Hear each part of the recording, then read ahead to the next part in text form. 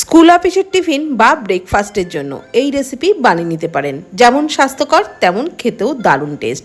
কড়াইয়ে অল্প সাদা তেলের মধ্যে একটু গোটা জিরে ফোড়নে দিয়ে দিলাম রসুন কুচি, একটু নেড়ে চেড়ে নিয়েই দিয়ে দিলাম পেঁয়াজ কুচি। পেঁয়াজটাকেও একটু ভেজে নিয়ে দিয়ে দিলাম লম্বা করে কেটে নেওয়া গাজর, ক্যাপসিকাম আর টমেটো, আর দিয়ে দিলাম কাঁচা লঙ্কা কুচি। নাড়াচাড়া করে একটু ভেজে নিলাম অল্প লবণ দিয়ে। তারপর ওর মধ্যে দিয়ে দিলাম একটু চিলি সস আর টমেটো সসগুলো দিয়েও নাড়াচাড়া করে সবজির সাথে ভেজে নিলাম। সবজি একদম নরম হয়ে গেলে দিয়ে দিলাম লম্বা করে কেটে নেওয়া পনির, একটু গোলমরিচ গুঁড়ো দিয়ে নাড়াচাড়া করে এই পুরটাকে নামিয়ে নিলাম। এদিকে আটা মেখে রেখেছিলাম শুধু লবণ দিয়ে, তার থেকে গোল করে একটা রুটি বেলে নিলাম।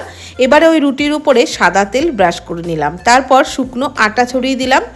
এইবার মাঝখানটা একটু চিড়ে নিয়ে এইভাবে রোলটা করে নিচ্ছি।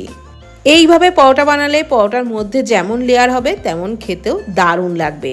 তো তারপর এইভাবে চেপে একটা লেচি তৈরি করে নিলাম। এইবার লেচিগুলোকে আবারও একটু শুকনো আটা দিয়ে বেলে নিতে হবে। আর আমি স্বাস্থ্যের কথা চিন্তা করে আটা দিয়েই পরোটা বানিয়েছি, আপনারা চাইলে ময়দা দিয়েও বানিয়ে নিতে পারেন। ফ্রাইং প্যানে প্রথমে তেল ছাড়া দুপিট ভেজে নিলাম, তারপর অল্প অল্প তেল দিয়ে পরোটা বেশ লালচে করে ভেজে একটা জায়গায় রেখে তার উপরে ওই পনির সবজির পুরটা লম্বা করে দিয়ে দিলাম, আর তার উপর থেকে শসা কুচি, পেঁয়াজ কুচি দিয়ে রোলটা করে নিয়ে মাঝখান থেকে একটু কেটে দুটো ভাগ করে নিলাম। তাতে করে খেতেও সুবিধা হবে, দেখতেও সুন্দর লাগবে।